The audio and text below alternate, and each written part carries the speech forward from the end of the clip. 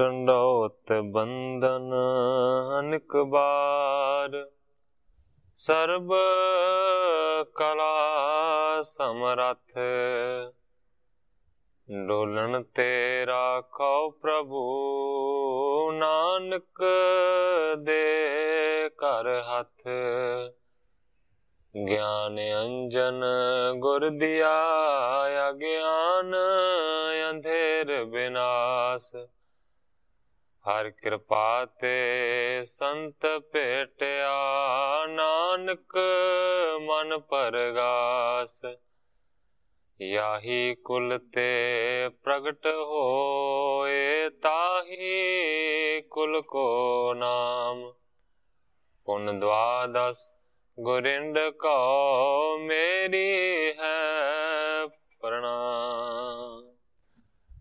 परम सत्कारयोग सतगुरु जी दे पावन पवित्र दरबार विच बैठी हुई साध संगत जियो, अपनियां मन बिरतियां नूं एकागर करन दे लई, रसना नूं पवित्र करन लई एक वारी सारे ही रल के आखिए, धन श्री सतगुरु जगजीत सिंह सच्चे पातशाह। सतगुरु अर्जन देव सच्चे पातशाह जी दा पावन पवित्र इतिहास साहब जी श्रवण कर रहे थे। इतिहास से उत्थों तक पहुंचा है कि हेहर नां दी जगह दे उत्ते जाके सुलही खां नूं प्रिथी चंद मिलिया। सुलही खां दी सहायता दे नाल उसने उत्थे तलाब लाउण दी चाह कीती और इस तो इलावा हरी मंदिर बनाया। ग्रंथाकार भाई संतोख सिंह जी दस रहे सन कि जिहड़ा अमृतसर दा सरोवर है वो ते मानो कि मान सरोवर वर्गा है, जिस दे विच मानो कि संता रूपी जिहड़े हंस ने वो सुच्चे मोती दी चोगा चुगदे ने। पर दूसरे पासे किस तरह दा है उस हेहर पिंड दे विच तलाब जिहड़ा कि प्रिथी चंद ने नवाया, उहदा हवाला अजे देना सी। कल इत्थों तक कथा पहुंची सी, अज इत्थों अगे मैं प्रारंभ करदा। बाक सम पृथिया देख के चित चाव उठावा, पिख छपड़ी टिग ग्राम की चीकर बिथरावा। हुण ग्रंथाकार भाई संतोख सिंह जी लिखते ने, मान सरोवर वर्गे अमृतसर सरोवर दी महिमा नूं देख के मानो कि जिहड़ा बगले वर्गा प्रिथी चंद है उस दे मन दे विच भी चाह पैदा होया ते कहंदे ने उसने मानो इस तरह तलाब तैयार किया जिवें कोई पुरानी पिंड दे लागे छपड़ी होवे जिहदे विच चिक्कड़ ही चिक्कड़ हुंदा है। समता मानस की रचै, मानस हर खावे, मानस मूर्ख बृंद के धन हित बरमावे। ग्रंथाकार भाई संतोख सिंह जी लिखते ने कि समता मानस की चह, मानो के मान सरोवर की बराबरी करना चाहता है। मानस हर खावे और मन दे विच बहुत ज्यादा पृथ्वी चंद खुश है। लिखते ने कवि जी, मानस मूर्ख बृंद के धन हित बनवावे। मूर्खा मनुखा दे समूह नूं मानो के भरमाउण दे वास्ते ये सारा कुछ पृथ्वी चंद कर रहे हैं। पेक अनेक जे अवगुणा, तिन सो बहु छावा, मत सर तृष्णा द्वेष रिस समुदाय रहावा। ग्रंथाकार भाई संतोख सिंह जी लिखते ने कि जिहड़ा सरोवर इस पृथ्वी चंद ने बनाया है उसनूं सरोवर नहीं आख्या जा सकता, उसनूं एक छपड़ी आख्या जा सकता है जिहदे विच मानो कि डड्डू ने अनेक ही जिन्हां दे विच औगण भरे हुए ने। ऐसे जिहड़े डड्डू ने ना उन्हां दे नाल ये छपड़ी भरपूर है। इस तो अगे लिखते ने, मतसर तृष्णा द्वेष रिस समुदाय रहावा। इस तो इलावा इस दे विच मत्सर रहिंदी है, भाव के ईर्खा रहिंदी है। इस तो इलावा तृष्णा द्वेष ते गुस्सा इहदे विच रहिंदा है, जो बनाया है सरोवर पृथ्वी चंद ने।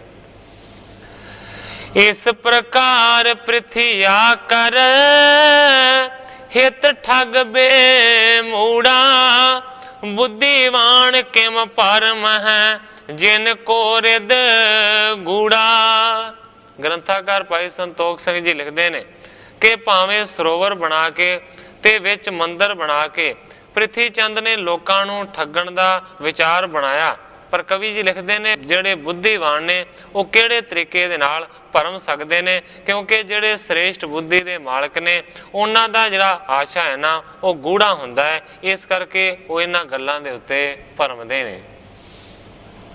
ਮੰਦਰ ਚਾਰ ਬਣਾਏ ਕੈ ਅੰਦਰ ਤੇ ਬੈਸੇ लख के संगत आए है अमृत सर जैसे।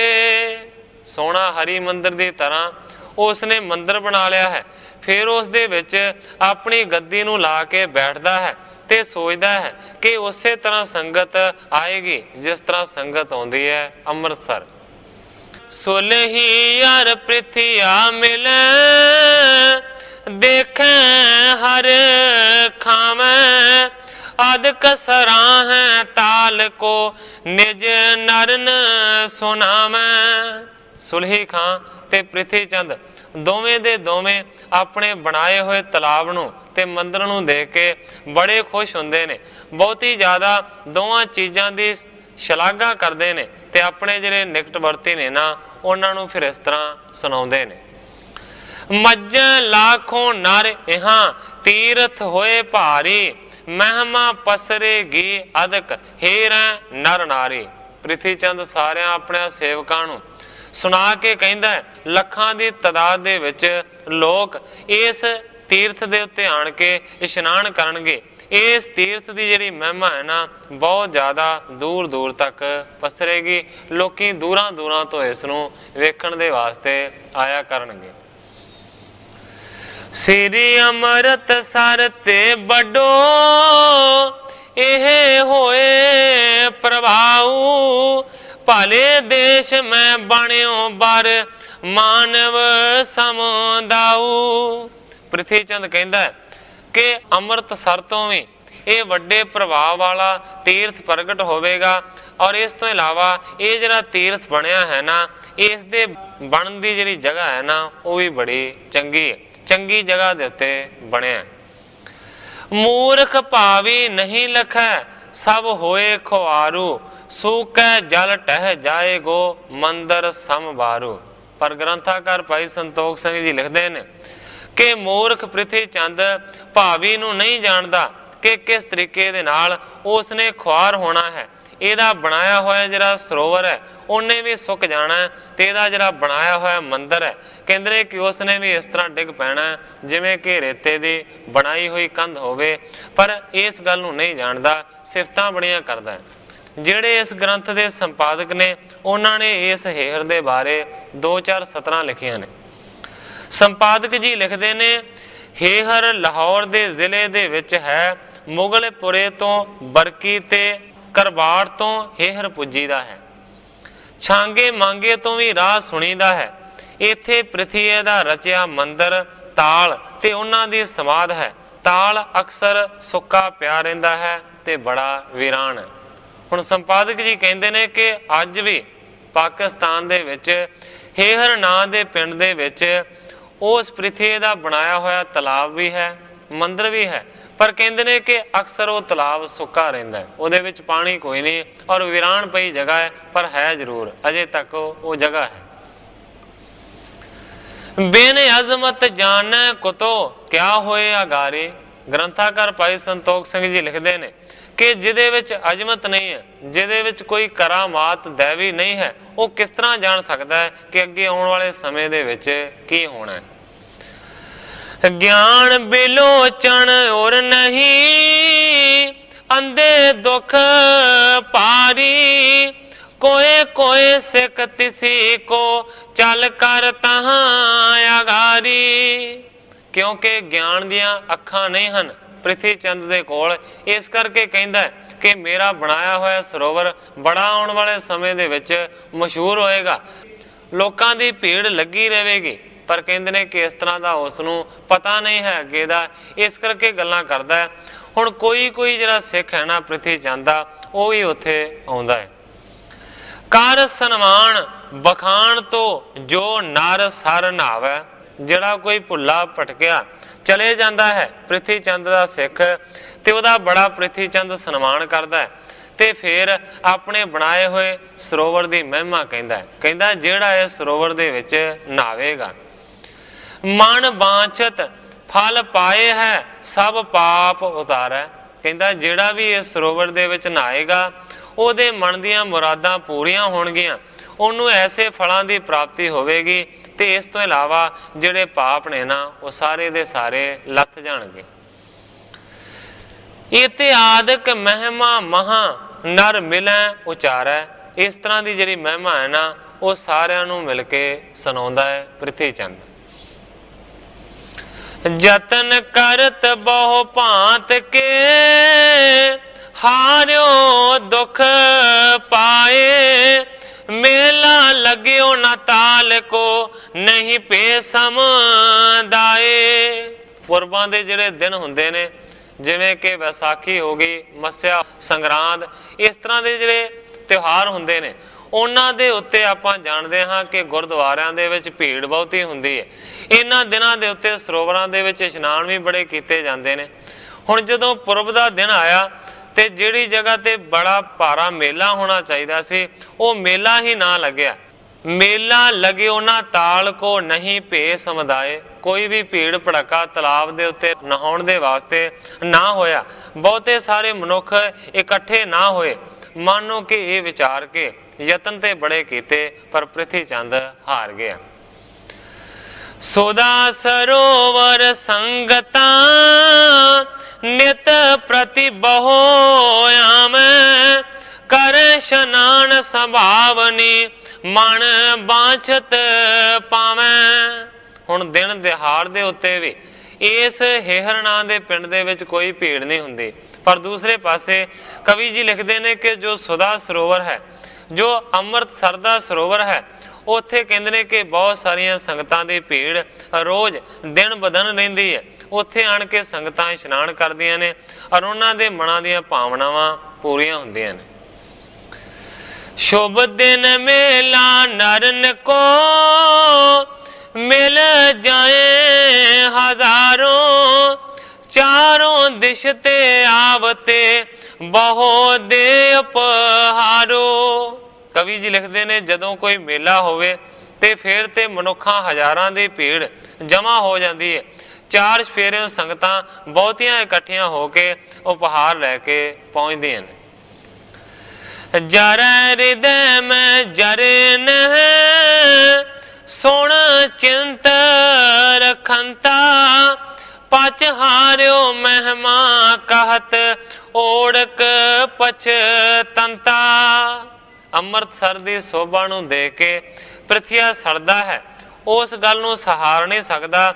ਬਹੁਤੀ ਜ਼ਿਆਦਾ ਮਨ ਦੇ ਵਿੱਚ ਚਿੰਤਾ ਲੱਗੀ ਰਹਿੰਦੀ ਹੈ। ਪਚ ਹਾਰਿਓ ਮਹਿਮਾ ਕਹਿਤ, ਮਾਨੋ ਕਿ ਖਪ ਗਿਆ ਹੈ ਆਪਣੇ ਸਰੋਵਰ ਦੀ ਮਹਿਮਾ ਕਹਿ ਕੇ, ਪਰ ਫਿਰ ਵੀ ਓੜਕ ਪਛਤਾਉਂਦਾ, ਅਖੀਰ ਦੇ ਵੇਲੇ ਉਹਨੂੰ ਪਛਤਾਉਣਾ ਪਿਆ। ਪ੍ਰਿਥੀਏ ਕੇ ਸਿਖ ਰੰਕ ਜੇ ਕਬ ਕਬ ਚਲ ਜਾਵੇਂ। ਆਏ ਬਿਨਾ ਉਤਸਾਹ ਤੇ ਬਾਂਛਤ ਨਹੀਂ ਪਾਵੇਂ। ਜਿਹੜੇ ਪ੍ਰਿਥੀ ਦੇ ਸਿੱਖ ਨੇ, ਜਿਹੜੇ ਕਿ ਮਾਨੋ ਕੰਗਾਲਾਂ ਵਰਗੇ ਨੇ, ਜਿਹੜੇ ਕਦੇ ਕਦੇ ਉਸ ਸਰੋਵਰ ਦੇ ਵਿੱਚ ਇਸ਼ਨਾਨ ਕਰਨ ਦੇ ਵਾਸਤੇ ਪਹੁੰਚਦੇ ਨੇ, ਕਵੀ ਜੀ ਲਿਖਦੇ ਨੇ ਆਏ ਬਿਨਾ ਉਤਸਾਹ ਕੇ। ਉਹ ਜਦੋਂ ਵੀ ਉੱਥੋਂ ਮੁੜਦੇ ਨੇ ਤੇ ਉਹਨਾਂ ਦੇ ਮਨ ਦੇ ਵਿੱਚ ਰਤਾ ਵੀ ਕੋਈ ਉਤਸ਼ਾਹ ਨਹੀਂ ਹੁੰਦਾ, ਕਿਉਂਕਿ ਬਾਂਛਤ ਨਹੀਂ ਪਾਵੇਂ। ਜਿਹੜੀਆਂ ਉਹਨਾਂ ਦੇ ਮਨ ਦੀਆਂ ਭਾਵਨਾਵਾਂ ਨੇ ਉਹ ਪੂਰੀਆਂ ਨਹੀਂ ਹੁੰਦੀਆਂ, ਇਸ ਕਰਕੇ ਉੱਥੋਂ ਪਛਤਾ ਕੇ ਹੀ ਮੁੜਦੇ ਨੇ। ਸ੍ਰੀ ਅਰਜਨ ਕੀ ਸੰਗਤਾਂ ਅੰਮ੍ਰਿਤਸਰ ਜਹ ਮਿਲੇ ਮੇਖ ਸੰਕ੍ਰਾਂਤ ਕੋ ਧਰ ਸ਼ਰਦਾ ਨਾਮ। ਦੂਸਰੇ ਪਾਸੇ ਸਤਿਗੁਰੂ ਅਰਜਨ ਦੇਵ ਸੱਚੇ ਪਾਤਸ਼ਾਹ ਜੀ ਦੀਆਂ ਜਿਹੜੀਆਂ ਸੰਗਤਾਂ ਨੇ ਉਹ ਅੰਮ੍ਰਿਤਸਰ ਪਹੁੰਚਦੀਆਂ ਨੇ। ਵਿਸਾਖੀ ਵਰਗੇ ਜਿਹੜੇ ਪੁਰਬ ਨੇ ਉਹਨਾਂ ਪੁਰਬਾਂ ਦੇ ਉੱਤੇ ਆਣ ਕੇ ਫਿਰ ਉਹ ਸ਼ਰਧਾ ਦੇ ਨਾਲ ਸ੍ਰੀ ਹਰਮੰਦਰ ਸਾਹਿਬ ਦੇ ਵਿੱਚ ਨਹਾਉਂਦੇ ਨੇ। ਮਨ ਬਾਂਛਤ ਕੋ ਪਾਵਤੇ ਨਿਤ ਅਤ ਉਤ ਸਾਹੂ ਦੁੰਦਬ ਅਲਪ ਨਫੀਰ ਗਣ ਬਾਜਤ ਹੈ ਤੁਨ ਚਾਰੂ। ਮਨ ਭਾਉਂਦੀਆਂ ਜਿਹੜੀਆਂ ਮੁਰਾਦਾਂ ਨੇ ਉਹ ਪੂਰੀਆਂ ਹੁੰਦੀਆਂ ਨੇ। ਸੰਗਤਾਂ ਦੇ ਵਿੱਚ ਬਹੁਤ ਵੱਡਾ ਉਤਸ਼ਾਹ ਹੁੰਦਾ ਹੈ। ਛੋਟੇ ਧੌਂਸੇ ਇਸ ਤੋਂ ਇਲਾਵਾ ਜਿਹੜੀਆਂ ਨਫੀਰੀਆਂ ਨੇ, ਜਿਹੜੀਆਂ ਸ਼ਹਿਨਾਈਆਂ ਨੇ, ਉਹ ਮਿੱਠੀ ਧੁਨ ਦੇ ਨਾਲ ਵਜਾਈਆਂ ਜਾਂਦੀਆਂ ਨੇ। ਬੱਜੈ ਰਬਾਬ ਮ੍ਰਿਦੰਗ ਗਣ ਸ਼ੰਖਣ ਕੋ ਸ਼ੋਰਾ ਗਾਵੈ ਰਾਗਣ ਮੈਂ ਸ਼ਬਦ ਫਿਰ ਕਰ ਚਹੂ ਓਰਾ। ਇਸ ਤੋਂ ਇਲਾਵਾ ਕਵੀ ਜੀ ਲਿਖਦੇ ਨੇ ਕਿ ਰਬਾਬ ਵੱਜਦੀ ਹੈ, ਇਸ ਤੋਂ ਇਲਾਵਾ ਮ੍ਰਿਦੰਗ ਵੱਜਦੀ ਹੈ। ਢੋਲਕੀ ਦੀ ਸ਼ਕਲ ਦਾ ਇੱਕ ਸਾਜ਼ ਹੁੰਦਾ ਹੈ ਜਿਹਨੂੰ ਆਖਿਆ ਜਾਂਦਾ ਹੈ ਮ੍ਰਿਦੰਗ। ਰਬਾਬ ਵੱਜਦੀ ਹੈ, ਮ੍ਰਿਦੰਗ ਵੱਜਦੀ ਹੈ। ਇਸ ਤੋਂ ਇਲਾਵਾ ਬਹੁਤੇ ਸਾਰੇ ਸੰਖ ਵਜਾਏ ਜਾਂਦੇ ਨੇ ਉੱਚੀ ਧੁਨੀ ਦੇ ਨਾਲ। ਜਿਹੜੇ ਰਬਾਬੀ ਨੇ ਉਹ ਕਹਿੰਦੇ ਨੇ ਫਿਰ ਸ਼ਬਦਾਂ ਦਾ ਕੀਰਤਨ ਕਰਦੇ ਨੇ। ਜਾਮ ਤ੍ਰਿਜਾਮਾ ਰਹੇ ਤੇ ਮੰਗਲ ਨਿਤ ਹੋਵੇ ਬਰਤੈ ਬਹੁਤ ਕਰਾਹ ਸਭ ਗੁਰ ਦਰਸ਼ਨ ਜੋਵੇ। ਪਹਿਰ ਰਾਤ ਰਹਿੰਦੀ ਤੋਂ ਮਾਨੋ ਕਿ ਕੀਰਤਨ ਸ਼ੁਰੂ ਹੋ ਜਾਂਦਾ ਹੈ ਔਰ ਇਸ ਤੋਂ ਇਲਾਵਾ ਬਹੁਤ ਸਾਰਾ ਕੜਾਹ ਪ੍ਰਸ਼ਾਦ ਵਰਤਾਇਆ ਜਾਂਦਾ ਹੈ। ਸੰਗਤਾਂ ਬੈਠ ਕੇ ਸਤਿਗੁਰਾਂ ਦਾ ਦਰਸ਼ਨ ਕਰਦੀਆਂ ਨੇ। ਜਾਮ ਦਿਵਸ ਕੇ ਚੜੇ ਲਓ ਮੇਲਾ ਰਹੇ ਭਾਰੀ ਅਰਪੈ ਅਣਕ ਉਪਾਏ ਨਾ ਹੋਵਤ ਬਲਿਹਾਰੀ। ਕਵੀ ਜੀ ਲਿਖਦੇ ਨੇ ਕਿ ਪਹਿਰ ਦਿਨ ਜਦੋਂ ਚੜ ਜਾਂਦਾ ਹੈ ਉਹਨਾਂ ਚਿਰ ਤੱਕ ਸੰਗਤਾਂ ਦਾ ਮੇਲਾ ਜੁੜਿਆ ਰਹਿੰਦਾ ਹੈ। ਇਸ ਤੋਂ ਇਲਾਵਾ ਜਿਹੜੀਆਂ ਸੰਗਤਾਂ ਨੇ ਉਹ ਮਾਨੋ ਕਿ ਅਨੇਕਾਂ ਪ੍ਰਕਾਰ ਦੀਆਂ ਭੇਟਾਂ ਸਤਿਗੁਰਾਂ ਦੇ ਚਰਨਾਂ ਦੇ ਵਿੱਚ ਅਰਪਣ ਕਰਦੀਆਂ ਨੇ ਔਰ ਇਸ ਤੋਂ ਇਲਾਵਾ ਬਲਿਹਾਰ ਜਾਂਦੀਆਂ ਨੇ ਸਤਿਗੁਰੂ ਅਰਜਨ ਦੇਵ ਸੱਚੇ ਪਾਤਸ਼ਾਹ ਜੀ ਤੋਂ।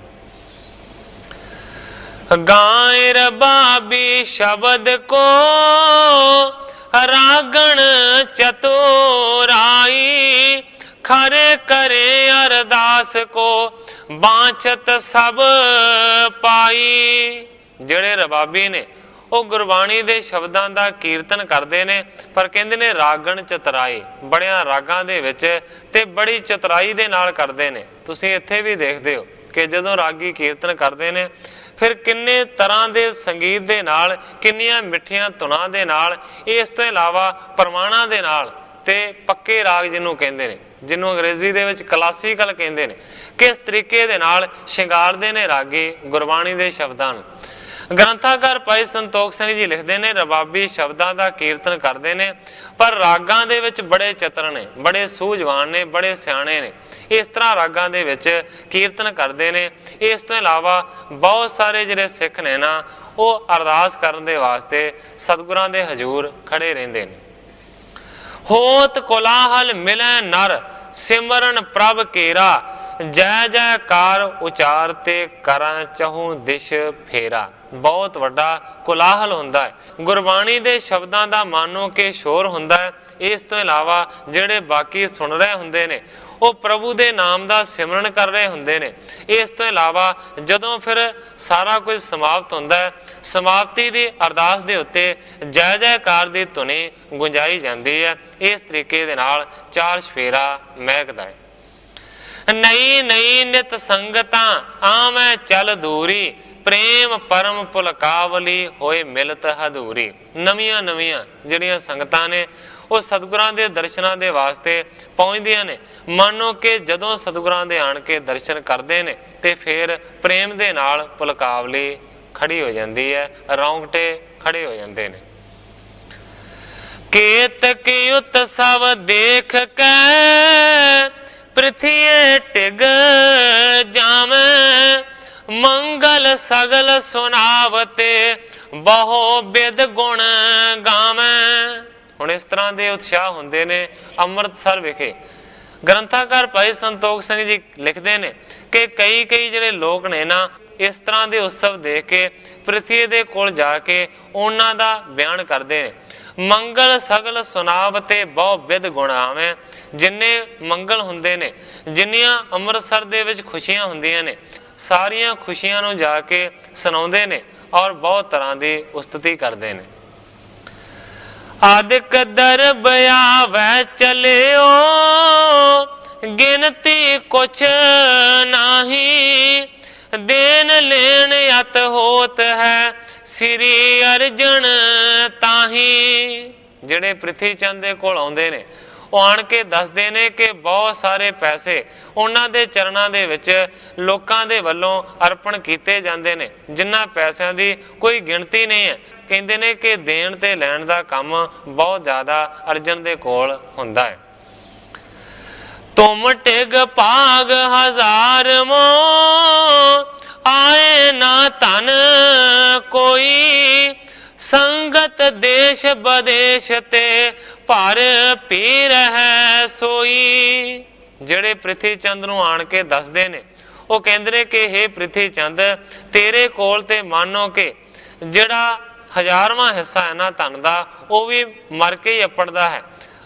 ਉੱਥੇ ਦੇਸ਼ਾਂ ਵਿਦੇਸ਼ਾਂ ਦੀ ਜਿਹੜੀ ਸੰਗਤ ਹੈ ਉਸ ਦੀ ਭੀੜ ਲੱਗੀ ਰਹਿੰਦੀ।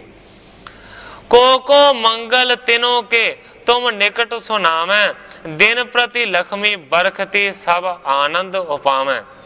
दसन वाले ਪ੍ਰਿਥੀ ਚੰਦ ਨੂੰ ਦੱਸਦੇ ਨੇ ਕਿ ਕੋਈ खुशी ਦੀ ਜਿਹੜੀ ਗੱਲ ਹੈ ਨਾ ਉਹ ਅਸੀਂ ਤੇਰੇ ਕੋਲ ਆਣ ਕੇ ਦੱਸਦੇ ਹਾਂ। ਬਹੁਤੀਆਂ ਸਾਰੀਆਂ ਜਿਹੜੀਆਂ ਖੁਸ਼ੀਆਂ ਨੇ ਨਾ ਜਿਹੜੀਆਂ ਉੱਥੇ ਮਨਾਈਆਂ ਜਾ ਰਹੀਆਂ ਨੇ ਉਹਨਾਂ ਦਾ ਤੇ ਅਸੀਂ ਬਿਆਨ ਹੀ ਨਹੀਂ ਕਰ ਸਕਦੇ।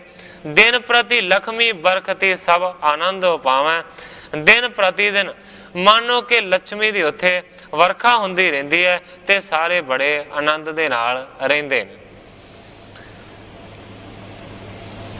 ਇੱਕ ਆਵਤ ਇੱਕ ਜਾਤ ਹੈ, ਇੱਕ ਕੀਨਸ ਡੇਰਾ, ਇੱਕ ਦਰਸ਼ਨ ਕੋ ਦਰਸ ਤੇ ਦੇ ਦਰਬ ਕਨੇਰਾ। ਕਹਿੰਦੇ ਨੇ ਕਿ ਇੱਕ ਆਉਂਦਾ ਹੈ ਇੱਕ ਜਾਂਦਾ ਹੈ। ਕਈ ਸਾਰੇ ਲੋਕ ਉੱਥੇ ਡੇਰਾ ਲਾ ਕੇ ਰਹਿਣ ਲੱਗ ਪੈਂਦੇ ਨੇ, ਕਈ ਦਰਸ਼ਨ ਕਰ ਰਹੇ ਹੁੰਦੇ ਨੇ ਤੇ ਕਈ ਧਨ ਦੀ ਭੇਟਾ ਉਹਨਾਂ ਦੇ ਚਰਨਾਂ ਦੇ ਵਿੱਚ ਰੱਖ ਰਹੇ ਹੁੰਦੇ ਨੇ। ਇਸੇ ਤਰ੍ਹਾਂ ਰੋਜ਼ ਜਾ ਕੇ ਦੇਖੀਦਾ।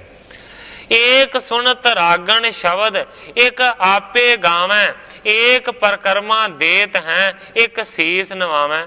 ਕਹਿੰਦੇ ਨੇ ਜਦੋਂ ਜਾ ਕੇ ਦੇਖੀਦਾ ਕੋਈ ਕੀਰਤਨ ਕਰ ਰਿਹਾ ਹੁੰਦਾ ਤੇ ਕੋਈ ਕੀਰਤਨ ਨੂੰ ਸੁਣ ਰਿਹਾ ਹੁੰਦਾ, ਕੋਈ ਪ੍ਰਕਰਮਾ ਕਰ ਰਿਹਾ ਹੁੰਦਾ ਤੇ ਕੋਈ ਸਿਰਾਂ ਨੂੰ ਨਿਵਾ ਰਿਹਾ ਹੁੰਦਾ।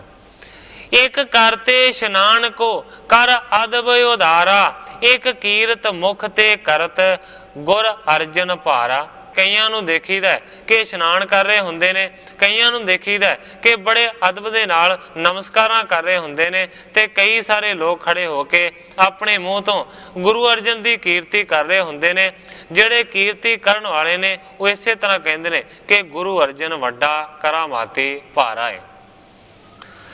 ਏਕ ਟਹਿਲ ਕੋ ਕਰਤ ਹੈ, ਇੱਕ ਬਰ ਕੋ ਲੇਵੈ, ਇੱਕ ਸੁਤ ਬਿਤ ਕੋ ਪਾਵਤੇ ਪਗ ਪੰਕਜ ਸੇਵੈ। ਪ੍ਰਿਥੀ ਚੰਦ ਨੂੰ ਸੁਣਾਉਣ ਵਾਲੇ ਕਹਿੰਦੇ ਨੇ ਕਿ ਜਦੋਂ ਜਾ ਕੇ ਵੇਖੀਦਾ ਬਹੁਤ ਸਾਰੇ ਲੋਕ ਸੇਵਾ ਕਰ ਰਹੇ ਹੁੰਦੇ ਨੇ, ਕਈਆਂ ਨੂੰ ਵੇਖੀਦਾ ਕਿ ਉਹ ਵਰਦਾਨ ਪ੍ਰਾਪਤ ਕਰ ਰਹੇ ਹੁੰਦੇ ਨੇ, ਕਈਆਂ ਨੂੰ ਵੇਖੀਦਾ ਕਿ ਉਹ ਪੁੱਤਰਾਂ ਦੀ ਮੰਗ ਕਰ ਰਹੇ ਹੁੰਦੇ ਨੇ, ਕਈਆਂ ਨੂੰ ਵੇਖੀਦਾ ਕਿ ਕੋਈ ਧਨ ਦੀ ਮੰਗ ਕਰ ਰਿਹਾ ਹੁੰਦਾ, ਪਰ ਸਾਰਿਆਂ ਦੀ ਮੰਗ ਪੂਰੀ ਹੁੰਦੀ ਹੈ। ਸਾਰੇ ਸਤਿਗੁਰਾਂ ਦੇ ਪੰਕਜਾਂ ਨੂੰ ਚਰਨ ਕਮਲਾਂ ਨੂੰ ਪੂਜਦੇ ਨੇ। ਗੁਰ ਤਾ ਪਾਸੈ ਬਿਦਤ ਤਹਿ ਜੈਕਾਰ ਉਚਾਰੈ, ਕੀਰਤ ਅਤ ਬਿਸਤੀਰਤ ਹੈ ਬੁੱਧ ਗਿਆਨ ਵਿਚਾਰੈ। ਪ੍ਰਿਥੀ ਨੂੰ ਕਹਿੰਦੇ ਨੇ ਕਿ ਉੱਥੇ ਦੱਸਣ ਦੀ ਲੋੜ ਨਹੀਂ ਪੈਂਦੀ ਕਿ ਇੱਥੇ ਗੁਰਿਆਈ ਹੈ। ਗੁਰਿਆਈ ਜਿਹੜੀ ਹੈ ਉਹ ਤੇ ਸੁਭਾਵਿਕ ਤੌਰ ਦੇ ਉੱਤੇ ਹੀ ਉੱਥੇ ਪ੍ਰਗਟ ਹੁੰਦੀ ਹੈ। ਲੋਕੀ ਜੈ ਜੈਕਾਰ ਕਰਦੇ ਨੇ ਔਰ ਬਹੁਤ ਵੱਡੀ ਜਿਹੜੀ ਕੀਰਤੀ ਹੈ ਉੱਥੇ ਵੱਧਦੀ ਹੈ। ਗਿਆਨ ਦੀ ਵਿਚਾਰ ਹੁੰਦੀ ਹੈ ਔਰ ਬੁੱਧੀ ਨਿਰਮਲ ਹੁੰਦੀ ਹੈ। ਕਿਉਂਕਿ ਆਮ ਇੱਕ ਕਹਾਵਤ ਹੈ ਕਿ ਪ੍ਰਤੱਖ ਨੂੰ ਪ੍ਰਮਾਣ ਦੀ ਲੋੜ ਨਹੀਂ ਹੁੰਦੀ, ਕਿ ਜਿਹੜੀ ਚੀਜ਼ ਪ੍ਰਤੱਖ ਦਿਖਦੀ ਹੈ ਕਿ ਇਸ ਤਰ੍ਹਾਂ ਦੀ ਚੀਜ਼ ਹੈ, ਸੁੰਦਰ ਹੈ, ਸ਼ੋਭਾ ਵਾਲੀ ਹੈ, ਤੇ ਉਸ ਦੇ ਵਾਸਤੇ ਪ੍ਰਮਾਣ ਕੀ ਦੇਣਾ ਹੋਇਆ। ਹੁਣ ਉਹ ਜਿਹੜੇ ਸੁਣਾਉਣ ਵਾਲੇ ਨੇ ਗੱਲਾਂ ਉਹ ਕਹਿੰਦੇ ਨੇ ਕਿ ਉੱਥੇ ਤੇ ਸੁਭਾਵਿਕ ਤੌਰ ਤੇ ਉੱਤੇ ਗੁਰਿਆਈ ਦਾ ਭਾਰ ਦਿਸਦਾ ਹੈ, ਲੋਕ ਜਾਣਦੇ ਨੇ ਕਿ ਗੁਰੂ ਹੈ, ਪਰ ਇਸ ਜਗ੍ਹਾ ਦੇ ਉੱਤੇ ਉਸ ਤਰ੍ਹਾਂ ਦੀ ਸ਼ੋਭਾ ਨਹੀਂ। ਇਤਿਆਦਿਕ ਨਰ ਆਏ ਹੈ ਬਿਰਤਾਂਤ ਸੁਣਾਵੈ, ਸੁਣ ਸੁਣ ਪ੍ਰਿਥਿਆ ਬਹੁ ਖਿਜੈ ਮਨ ਮੈਂ ਪਛਤਾਵੈ। ग्रंथाकार भाई संतोख सिंह जी लिखते हैं, इस तरह ਦੀਆਂ ਗੱਲਾਂ लोग आण के सुणाਉਂਦੇ ने, जिन्हां नूं सुन सुन के ਪ੍ਰਿਥਿਆ बहुत ज़्यादा खिंचदा है, मन दे विच बहुत ज़्यादा पछतावा करदा है। अपनो श्रम जे तो करेओ सब बाद पछन, लाखों धन को खर्च पा बेअर्थ सुमन। जिहड़ा ਪ੍ਰਿਥੀ ਚੰਦ ਦੇ ਵੱਲੋਂ ਕੀਤਾ ਗਿਆ श्रम है, जिहड़ा ਉਹਦੇ ਵੱਲੋਂ उद्यम किया गया है कि उसने सरोवर बनाया है, फिर मंदिर बनाया है, सोचता है कि मैं तो ਲੱਖਾਂ रुपया का धन इत्थे खर्च कर दिता, पर लगता है कि सारा किया होया खर्च बेअर्थ है। लगता मोको यह नहीं दुखदायक होई, सब जानेगे गुर नहीं सर बस्यो ना कोई। सोचता है ਪ੍ਰਿਥੀ ਚੰਦ मन के अंदर कि मेरा ते छोटापन बहुत ज्यादा जाहिर होंदा जांदा है, ये जरा मैं कम किया है ना, मानो कि नवा दुख सहेड़ लिया है। सब जानेगे गुरु नहीं, कहता है कि इस तरह करने के बावजूद लोकां नूं पता लग जाएगा कि ਪ੍ਰਿਥੀ ਚੰਦ गुरु नहीं है, और इन्हें जरा सरोवर बनाया है ना, ये कोई सरोवर नहीं है। मेला लग्यो न पुरब के नर बृंद नायाम, महिमा नहीं बिसतीरती भाई न शरद लियाम। सोचदा है कि ना कोई मेला लगता है, ना ही पुरब के दिनों के उत्ते लोग इत्थे इकट्ठे हुंदे ने, महिमा नहीं विस्तीरती। इस तरह होने दे नाल मेरी महिमा जगह जगह दे उत्ते प्रगट नहीं हुंदी, कोई भी शरदा नूं धारण ही नहीं करता। बाड़ी उदारता मैं करी खर्चो धन भारी, अल्प दिनन मैं बृंद नर लग कीनस तैयारी।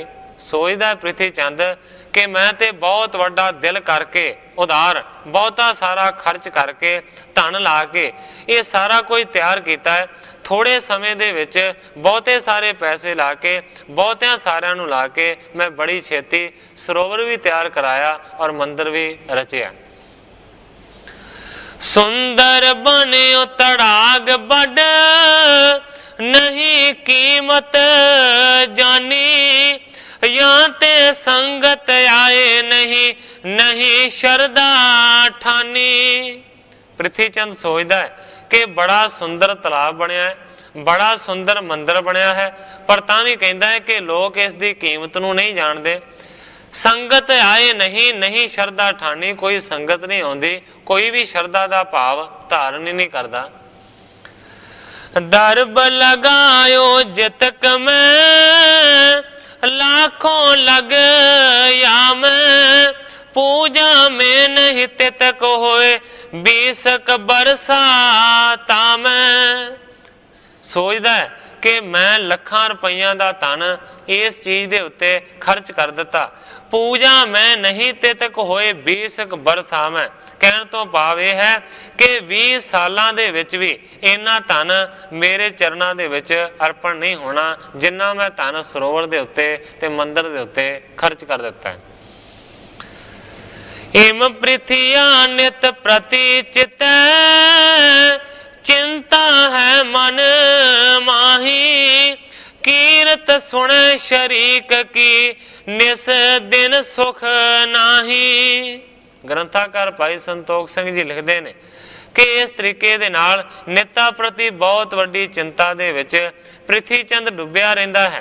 कीरत सुने शरीक की निस दिन सुख नाही, कीर्ति सुनता है, शोभा सुनता है अपने शरीक दी, भाव के सतगुरु अर्जन देव सच्चे पातशाह जी दी, ते रात दिन कोई भी ਪ੍ਰਿਥੀ ਚੰਦ नूं सुख नहीं। सुलही सो कब कब मिले दुख कहत सुनावे, जब दिल्ली पुर चलोगे कारज बन जावे। कदे कदे सुलही खान नूं मिलदा है, फिर अपने दुख सुनाउंदा है, कहता है कि जदों तू दिल्ली जावेगा ना फिर ही मेरा कारज बनना है, जिन्ना चिर दिल्ली आपां नहीं पहुंचते उन्ना चिर ते दुख ही दुख ने। जावद गादी गुरु की श्री अर्जन पाही, तावद मम कीरत कहां पूजा होए नाही। ਪ੍ਰਿਥੀ ਚੰਦ कहता है सुलही खान कि जिन्ना चिर गुरियाई श्री अर्जन ने मल्ली हुई है उन्ना चिर तक कहता है कि मेरी कीर्ति किसी भी प्रकार दे नाल किसी भी जगह दे उत्ते नहीं होनी, पूजा होए ना ही मेरी पूजा नहीं हो सकती जिन्ना चिर अर्जन गुरु बने। आजमत होए न मोह में नहीं शरदा तार, आए न बंधन करत हैं नहीं दे उपहार। सुलही खान नूं कहंदा है कि मेरे विच करामात नहीं है, इस करके लोकी शरदा नूं धारण नहीं करते, कोई भी आण के नमस्कार नहीं करता ते कोई भी भेटा अर्पण नहीं करता। तोह करे ते मोह को बड़ बदय प्रतापा, सिख संगत सब आए हैं कर हैं मम जापा। कहता है कि तेरे करण दे नाल ही सारा कुछ होवेगा, मेरा वड्डा प्रताप तेरे कीतियां ही वधेगा, सिख संगतां मेरे चरणां दे विच झुकणगीਆਂ ते फिर ही मेरा जाप होएगा। जब लो दिल्ली जाए के गह लेत ना ताही, तब लो मेरो सुख कहाँ चिंता दुख माही। ਪ੍ਰਿਥੀ ਚੰਦ ਸੁਲਹੀ ਖਾਨ ਨੂੰ ਕਹਿੰਦਾ ਹੈ ਕਿ ਜਿੰਨਾ ਚਿਰ ਤੂੰ ਦਿੱਲੀ ਨਹੀਂ ਪਹੁੰਚਦਾ ਤੇ ਉੱਥੇ ਜਾ ਕੇ ਅਰਜਨ ਨੂੰ ਕੈਦ ਨਹੀਂ ਕਰਵਾਉਂਦਾ, ਉਹਨਾਂ ਚਿਰ ਮੈਨੂੰ ਕਿੱਥੇ ਸੁਖ ਦੀ ਪ੍ਰਾਪਤੀ ਹੋਵੇਗੀ, ਉਹਨਾਂ ਚਿਰ ਤੇ ਮੈਂ ਚਿੰਤਾ ਦੇ ਵਿੱਚ ਤੇ ਦੁੱਖਾਂ ਦੇ ਵਿੱਚ ਹੀ ਬਤੀਤ ਕਰਾਂਗਾ। ਤੁਝ ਪ੍ਰਤਾਪ ਤੇ ਬਣ ਗਇਓ ਇਹ ਸੁੰਦਰ ਤਾਲਾ, ਸਭ ਜਗ में ਪਸਰਿਓ ਮਹਾ तो वह सुजस बेसाला। हुण ਪ੍ਰਿਥੀ ਚੰਦ ਸੁਲਹੀ ਖਾਨ ਨੂੰ ਫਲਾਉਣ ਦਾ ਯਤਨ ਕਰਦਾ ਹੈ, ਕਹਿੰਦਾ ਹੈ ਕਿ हे ਸੁਲਹੀ ਖਾਨ, ਤੇਰੇ ਪ੍ਰਤਾਪ ਦੇ ਨਾਲ ਤੇਰੀ ਕਿਰਪਾ ਦੇ ਨਾਲ ਇਹ ਸੁੰਦਰ ਤਲਾਬ ਬਣ ਗਿਆ ਹੈ, ਔਰ ਕਹਿੰਦਾ ਹੈ ਕਿ ਦੁਨੀਆ ਦੇ ਵਿੱਚ ਬਹੁਤ ਜ਼ਿਆਦਾ ਤੇਰਾ ਜਸ ਫੈਲਿਆ ਹੋਇਆ ਹੈ ਕਿ ਹੇਹਰ ਨਾਂ ਦੀ ਜਗ੍ਹਾ ਦੇ ਉੱਤੇ ਸੁਲਹੀ ਖਾਨ ਨੇ ਇੱਕ ਸਰੋਵਰ ਬਣਾਇਆ ਹੈ ਲੋਕਾਂ ਦੇ ਭਲੇ ਵਾਸਤੇ। दूर दूर की संगता आमै दरसंती, कीरत तोहे उचारती आसीस देवंती। ਭਾਵੇਂ ਕਿ ਕੋਈ ਕੋਈ ਪਹੁੰਚਦਾ ਹੈ ਸਰੋਵਰ ਦੇ ਇਸ਼ਨਾਨ ਦੇ ਵਾਸਤੇ, ਪਰ ਸੁਲਹੀ ਖਾਨ ਨੂੰ ਕਹਿੰਦਾ ਹੈ ਕਿ ਦੂਰਾਂ ਦੂਰਾਂ ਤੋਂ ਸੰਗਤਾਂ ਆਉਂਦੀਆਂ ਨੇ, ਆਣ ਕੇ ਇੱਥੇ ਦਰਸ਼ਨ ਕਰਦੀਆਂ ਨੇ, ਤੇਰੀ ਜਿਹੜੀ ਕੀਰਤੀ ਹੈ ਨਾ ਸਾਰੇ ਦੇ ਸਾਰੇ ਉਚਾਰਨ ਕਰਦੇ ਨੇ। ਬਾਦਿਓ ਪੁੰਨ ਤੇਰੋ ਮਹਾ गुर के घर माही, हलत पलत सुधरे दो जम को दुख नाही। ਪ੍ਰਿਥੀ ਚੰਦ ਸੁਲਹੀ ਖਾਨ ਨੂੰ ਕਹਿੰਦਾ ਹੈ ਕਿ ਤੇਰੇ ਪੁੰਨਾਂ ਦੇ ਵਿੱਚ ਬਹੁਤ ਵੱਡਾ ਵਾਧਾ ਹੋਇਆ, ਗੁਰੂ ਘਰ ਦੇ ਵਿੱਚ ਮਾਨੋ ਕਿ ਤੇਰੀ ਵੱਡੀ ਸੋਭਾ ਹੈ। ਇਹ ਗੁਰੂ ਘਰ ਅਰਜਨ ਦਾ ਨਹੀਂ ਹੈ, ਇਹ ਆਪਣੇ ਗੁਰੂ ਘਰ ਦੀ ਗੱਲ ਕਰਦਾ ਹੈ। ਕਹਿੰਦਾ ਹੈ ਕਿ ਤੇਰਾ ਪੁੰਨ ਬੜਾ ਵੱਧ ਗਿਆ, ਗੁਰੂ ਕੇ ਘਰ ਦੇ ਵਿੱਚ ਤੇਰੀ ਸੋਭਾ ਬਹੁਤ ਵਧੀ ਹੋਈ ਹੈ। ਹਲਤ ਪਲਤ ਸੁਧਰੇ ਦੋ ਜਮ ਕੋ ਦੁੱਖ ਨਾਹੀ। ਕਹਿੰਦਾ ਹੈ ਕਿ ਤੇਰਾ ਤੇ ਇਹ ਲੋਕ ਵੀ ਸੌਰ ਗਿਆ, ਤੇਰਾ ਪ੍ਰਲੋਕ ਵੀ ਸੌਰ ਗਿਆ ਹੈ, ਔਰ ਇਸ ਤੋਂ ਇਲਾਵਾ ਤੈਨੂੰ ਜਮ ਵੀ ਦਿਖਾਈ ਦੇਣਗੇ ਨੇ। ਜਿਹਨੂੰ ਆਪਣਾ ਕੋਈ ਪਤਾ ਨਹੀਂ ਹੈ ਉਹ ਦੂਜੇ ਨੂੰ ਸਿੱਖਿਆ ਦਿੰਦਾ ਹੈ। ਜਿਸ ਪ੍ਰਿਥੀ ਚੰਦ ਨੂੰ ਇਹ ਨਹੀਂ ਪਤਾ ਕਿ ਮੇਰਾ ਅਗਲਾ ਵਿਗੜਿਆ ਤੇ ਪਿਛਲਾ ਵੀ ਵਿਗੜਿਆ, ਉਹ ਦੂਜੇ ਨੂੰ ਕਹਿ ਰਿਹਾ ਸੁਲਹੀ ਖਾਨ ਨੂੰ ਕਿ ਤੇਰਾ ਇਹ ਲੋਕ ਵੀ ਸੌਰ ਗਿਆ, ਪ੍ਰਲੋਕ ਵੀ ਸੌਰ ਗਿਆ, ਔਰ ਮੈਨੂੰ ਯਕੀਨ ਹੈ ਕਿ ਜਮ ਤੈਨੂੰ ਕਦੇ ਦਿਖਾਈ ਨਹੀਂ ਦੇਣਗੇ।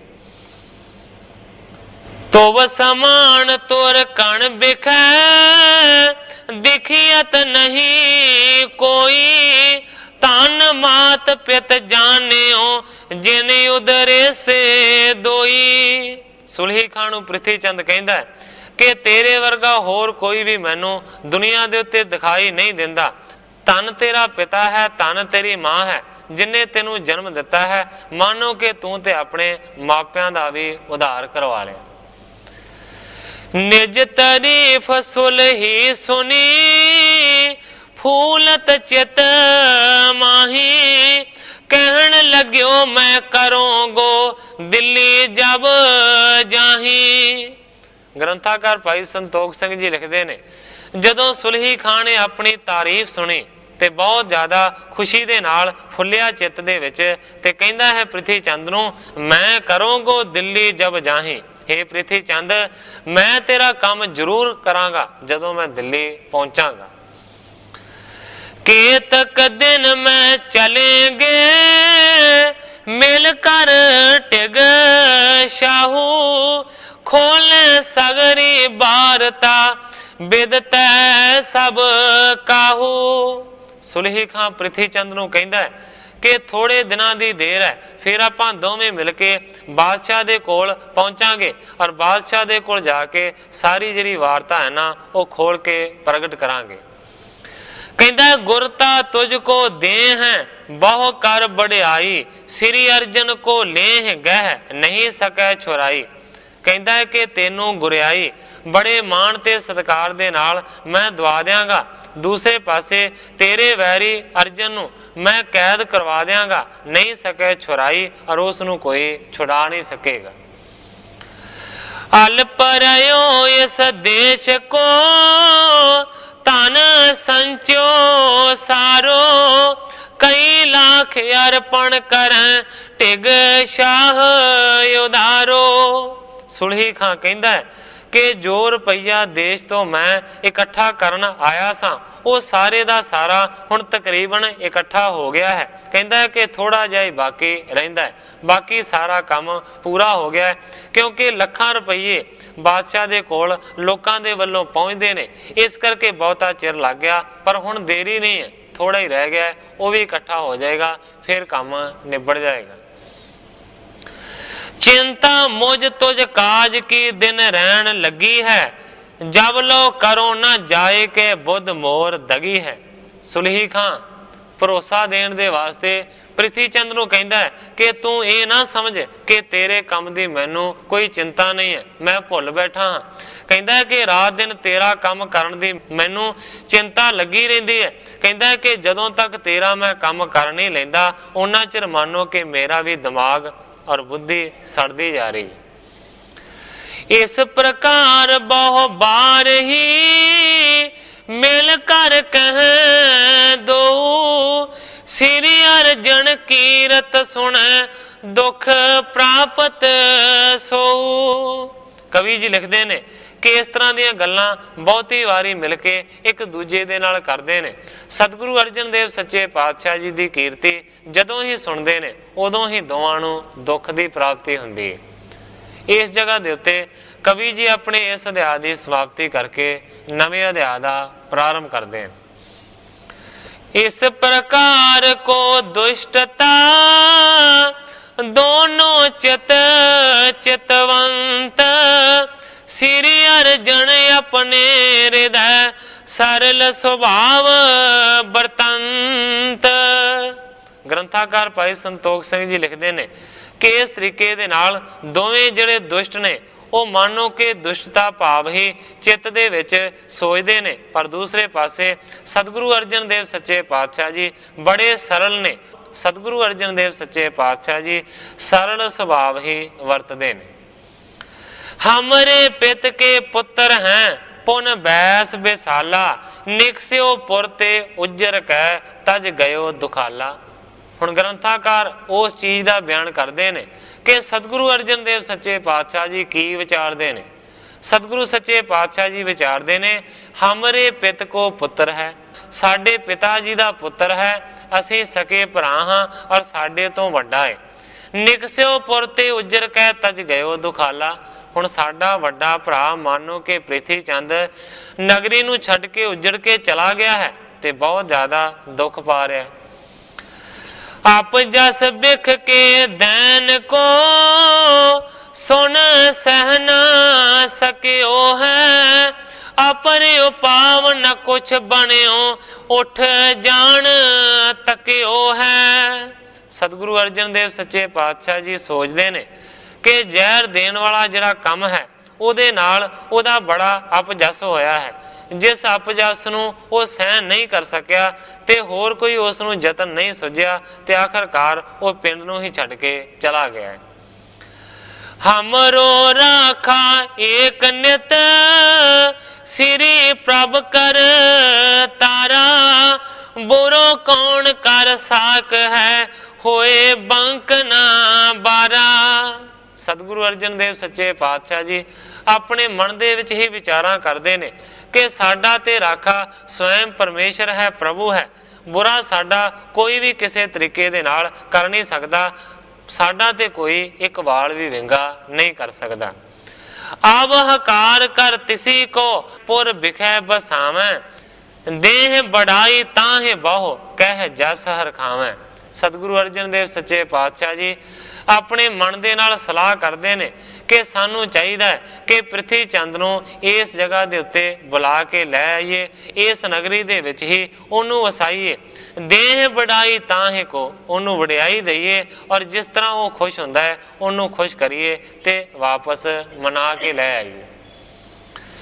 ਉਜਰਿਓ ਬਹਿਰ ਸੋ ਫਿਰਤ ਹੈ हमारी पी निंदा, नहीं प्रात को पिख सकै काड्यो कर चिंदा।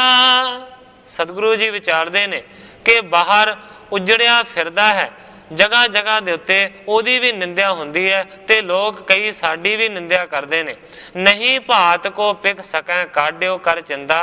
लोकी कहंदे होणगे कि अर्जन ने की कीता, अपने भरा नूं घरों कढ दिता, पिंड दे विचों कढ दिता ते अपने भरा नूं वेख नहीं सिखाउंदा। इस तरह लोग कहंदे होणगे। गुरता दीनी पिता ने नगरी इन छीनी, देख सकै नहीं निकट पी कढ बाधा कीनी। लोकी कहंदे होणगे मेरे वास्ते कि देखो पिता ने अर्जन नूं गुरियाई दे दिती ते इस अर्जन ने की कीता कि नगरी भी वड्डे भरा तों खोह लई। ये देख नहीं सिखाउंदा कि मेरे कोल भी वड्डा भरा ले, इन्ना वड्डा उन्होंने दुख दिता है। लोग इदां कहंदे होणगे। त्रिसकार्यो बड़ भरात को कीन ना सन मन, धन के लोभी गुर पाए इस बिद ते जाना। सतगुरु अर्जन देव सच्चे पातशाह जी मन ही मन दे विच विचारां करदे ने कि लोकी कहंदे होणगे कि छोटे भरा ने वड्डे दा बड़ा तिरस्कार किया, बड़ा अनादर किया, रता भी सन्मान नहीं किया। मानो कि गुरु अर्जन भी धन दा लोभी है, इस करके उन्हें अपने भरा नूं लागे वसन नहीं दिता। इत्यादक नर भनत है श्री गुरु बिचारी, भले बेदी त्रहण कुल इम करत उचारी।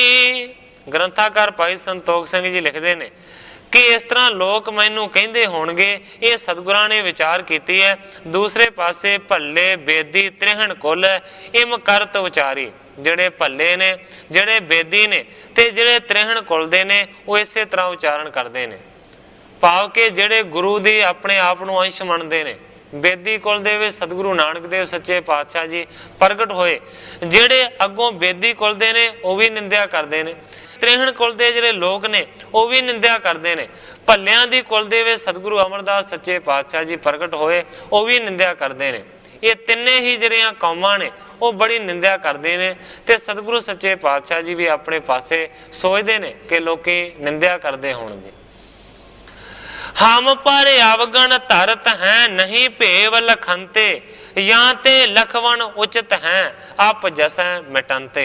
सतगुरु अर्जन देव सच्चे पातशाह जी विचारते ने कि मेरे च औगण कढ़दे ने, इस भेद नूं नहीं जानते कि पृथ्वी चंद ने की कुछ कीता है, या ते लियावन उचित है आप जसै मिटनते। इस करके सतगुरु सच्चे पातशाह जी ने विचार कीती है कि पृथ्वी चंद नूं वापस लियाउणा ही साडे वास्ते योग बनदा है।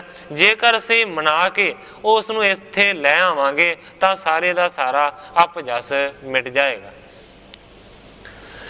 दया सिंध पुन दया मह इस रीत विचार, वहन फिरत दुख पाए है युत सब परवार। ग्रंथाकार भाई संतोख सिंह जी लिखते हैं जिहड़े सतगुरु अर्जन देव सच्चे पातशाह जी दया दे समुंदर ने, उन्होंने वड्डी दया की है ते इस तरह दीयां विचारां विचारते हैं कि हुण बाहर फिर रहा है, दुखां नूं पा रहा है समेत परिवार दे, असीं इस गल नूं सह नहीं सकते। बहुर विचारत गुरु जी तुर कण टिग जाना, करे पुकार सुन्याओ हित पा कष्ट महाना। हुण एक पासे ते सतगुरां ने विचार कीती है कि बाहर भटकदा फिरदा है, दुखों नूं प्राप्त करता है। इस करके सानू चाहिए कि सन्मान करके वापस लै आइए। दूसरी सतगुरां ने विचार की है कि सुनिया है कि उन्हें बादशाह दे हजूर पेश होना है, उत्थे जाके पुकार करेगा और न्याय दे वास्ते बड़ा कष्ट सवेगा। हम लग आवे गे दुष्ट ये बात ना नीकी, बिदत है बड़ो बरेद बरोध तब होए कीरत फीकी। हुण सतगुरु अर्जन देव सच्चे पातशाह जी ने विचारिया कि जदों बादशाह दे अगे फरियाद करेगा ते फिर फरियाद दा नितारा करन दे वास्ते सानू बादशाह सद्दा घल्लेगा, सानू भी उसकी कचहरी दे विच जाना पवेगा। ये जिहड़ी गल है ना, ये चंगी नहीं है। इस तरह विरोध दे नाल मानो कि गुरु घर की जिहड़ी कीर्ति है ना, वो फिक्की हो जाएगी। इतने कारण हृदय में श्री गुर विचारे, निश्चय कीन से मतो अब तिस हकारे। ग्रंथाकार भाई संतोख सिंह जी लिखते हैं कि इस तरह के बहुत सारे कारण सतगुरु अर्जन देव सच्चे पातशाह जी ने विचारे ने ते आखिरकार सतगुरु सच्चे पातशाह जी इस नतीजे दे उत्ते पहुंचे ने कि जरूर ही पृथ्वी चंद नूं बुला लेना चाहिए है ताकि इन्ना कुछ बखेड़ा पवे ना। निकट बुलावन कीन तब भाई गुरदासु, समझाई सब वार्ता बैठाए सो पासु। सतगुरु अर्जन देव सच्चे पातशाह जी ने भाई गुरदास नूं बुलाया है। भाई गुरदास जी नूं अपने कोल बिठा के सतगुरु सच्चे पातशाह जी ने फिर सारी वार्ता भाई गुरदास जी नूं समझाई। प्राता पिथिया हे हरि, तह तुम चल जावो, बचन कहो सन्मान सो नगरी निज ले आवो। सतगुरु अर्जन देव सच्चे पातशाह जी ने भाई गुरदास जी नूं हुक्म कीता है। कहंदे ने कि वड्डा भराता भाव के पृथ्वी चंद हेहरा नां दे पिंड दे विच टिकिया होया है। भाई गुरदास जी तुसीं उत्थे चले जाओ और चंगे बचन कह के भराता जी का सन्मान करो और उन्होंने समझा बुझा के बेनती करके पिंड लै आओ। आयो पायन अनक बिद तन वस्त महान, सो सब तुझको अर्प है बरतो हम सान। की कुछ जाके पृथ्वी चंद नूं आखना है। सतगुरु सच्चे पातशाह जी वो वचन करते हैं, कहते ने हे गुरदास जाके पृथ्वी चंद नूं साडे वल्लों आखी कि बहुत सारिया अनेका तरह दी जिहड़ियां भेटां ने वो अर्पण हुंदियां ने साडे कोल, सो सब तुझको अर्प है बरतो हम साना। कहीं जाके पृथ्वी चंद नूं कि मैं कहंदा हां कि मेरे चरणां दे विच बहुत सारा धन अर्पण हुंदा है। संगतां दे वल्लों बहुत सारियां भेटां रखियां जांदियां ने, ਜਿਹੜੀਆਂ चीज़ां मेरे चरणां दे विच भेटां हुंदियां ने जाके कह देवी मेरे भरा नूं कि मैं आप स्वयं उहदे चरणां दे विच सारियां चीज़ां रख दिया करांगा, पर एक बारी साडे नाल आण के मिल जाए। ताजो विरोध सो क्रोध को बड़ कलह मूलंग, हम नहीं राखें भेद को नित तव अनुकूलंग। हे गुरदास जाके आखी साडे भरा पृथ्वी चंद नूं कि विरोध नूं छड्ड दे, क्योंकि क्रोध ते जिहड़ी कला है ना ये विरोध तो पैदा हुंदी है। क्रोध ते कला दा मूल विरोध है। हम नहीं राखें भेद को नित तव अनुकूलंग, जाके कह दे भी मेरे भरा नूं कि मैं रता भी भेद नहीं रखांगा, मैं उहदे अनुसार होके चलांगा। होए निश कपट चली जिए मालक सब केरे, चाहो भला सब होण को हरखो सुख हेरे। उस नूं कह देवी कि बस कपट नूं छड्ड देवे, कपट नूं छड्ड के साडे नाल मिल जावे ते सारियां चीज़ां दा मालक बन जावे। इसे तरह साडा भला है। बड़ सथान अब हो जिए और सरल स्वभाव, अवगुण अल्पण के तजो रचो सब काऊ। सतगुरु अर्जन देव सच्चे पातशाह जी भाई गुरदास जी नूं कहंदे ने कि जाके पृथ्वी चंद नूं आखियो वड्डी जगह ते ने इस करके वड्डी जगह ते ही वो हमेशा रहणगे। बस अपने सुभाव नूं सरल कर लैण। अवगुण अलपण के तजो रक्षा सबकाओ।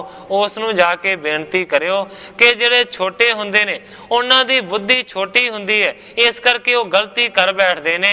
आखियो कि मैं कहना हाँ कि मैं गलती की है, जेकर उन्हां नूं कुछ भी कह चुका हाँ, मेरी गलती नूं माफ करके मेरी आण के रखिया करन, मेरे नाल आण के मिल जाण। हुण इन्हां शब्दां तो यह प्रतीत हुंदा है कि सतगुरु सच्चे पातशाह जी किन्ने दयालु हुंदे ने, किन्ने निर्माण हुंदे ने, किन्नी उन्हां दे सहनशीलता हुंदी है। ये गल्लां ज़ाहिर करदियां ने। तो वे आए समय चले सब हम आदक जेते, कलै कुटुंब की भली नहीं कीजै चित चेते। सतगुरु अर्जन देव सच्चे पातशाह जी भाई गुरदास जी नूं कहंदे ने कि जाके मेरे वल्लों आखियो कि मैं स्वयं अपनी संगत दे तुहाडे हुक्म दे अनुसार चलांगा। जो तुसीं आखोगे गुरु घर दे विच ओही होवेगा, पर कला कुटुंब की भली नहीं। ये जिहड़ी कला है ना घर दी, ये चंगी नहीं है। कीजै चित चेते, इस गल दी विचार करो चित दे विच, कला चंगी नहीं है। जो तुसीं आखोगे ओही होए। हारे ते दुख होत है, जीते दुख होई, आप जस पसरै सकल मैं तिक तिक जीवन सोई। कहते ने कि दुनिया इस गल नूं जानदी है कि जिहड़ा हार जांदा है उहनूं हार दा दुख लगदा है, पर सतगुरु अर्जन देव सच्चे पातशाह जी कहते ने भावें मैं जित गया हाँ, तेरी शोभा नहीं हुई, मेरी शोभा हुई है। पर कहते ने जीते हम दुख, सानू जित्तियां नूं भी दुख की प्राप्ति हो रही है। आप जस पसरै सकल मैं तिक तिक जीवन सोई। जेकर गुरु घर दा अपजस दुनिया दे विच प्रगट होवे ते तरकार है साडे जीवन दे उत्ते। सतगुर गादी बड़ी है, इस लायक हुजै, सिख सेवक स्यानो सुमत जिह पिख सब पूजै। गुरु जी कहते ने कि सतगुरां दी गद्दी वड्डी है, लायक जिहड़ा हुंदा है वो गुरियाई ते बैठदा है। जिहड़े सिख सेवक ने वो इस गल नूं जाणदे ने। पुन परलोक विशाल सुख, शुभ गण ते होवै, दोनों थल मुख उजला, दुख कबहू ना जोवै। सतगुरु सच्चे पातशाह जी कहते ने भाई गुरदास जी जाके उन्हां नूं अर्ज करियो कि परलोक दे सुख भी होणगे, इस लोक दे भी सुख होणगे जेकर साडे नाल आण के मिल जाणगे। उन्हां दा जिहड़ा मुखड़ा है ना वो दरगाह दे विच भी उज्जल होवेगा। इस तरह जाके आखियो कि प्रिथी चंद जी तुहानूं ना लोक दा दुख ना परलोक दा दुख, इस लोक दे विच भी सुख मिलणगे, परलोक दे विच भी सुख मिलणगे। पर साडी बेनती नूं प्रवान कर लैण, साडे कोल आण के रहन लग जाण। जिन्ना धन होवेगा असीं आप उन्हां दे चरणां दे विच अर्पण कर देंगे। जो गुरु घर दे विच हुक्म चलाउणगे वो प्रिथी चंद जी चलाउणगे। इस तरह जाके भाई गुरदास जी नूं सतगुरु जी कहंदे ने अर्जां करो ते उन्हां नूं मना के लै आओ। इस तरह के बचन सतगुरु सच्चे पातशाह जी ने आखे ने। किहड़े तरीके दे नाल भाई गुरदास जी प्रिथी चंद दे कोल पहुंचणगे, की कुछ वापरेगा, जिस तरह ग्रंथाकार जी अगे बयान करनगे मैं उस तरह साध संगत के सन्मुख अर्ज करांगा। अगे जो सतगुरु सच्चे पातशाह जी की रजा होगी उस तरह वरतेगी। अज इन्नियां ही अर्जां करदा होया मैं इत्थे ही कथा नूं विश्राम दे के सारी साध संगत तो खिमा दा याचक।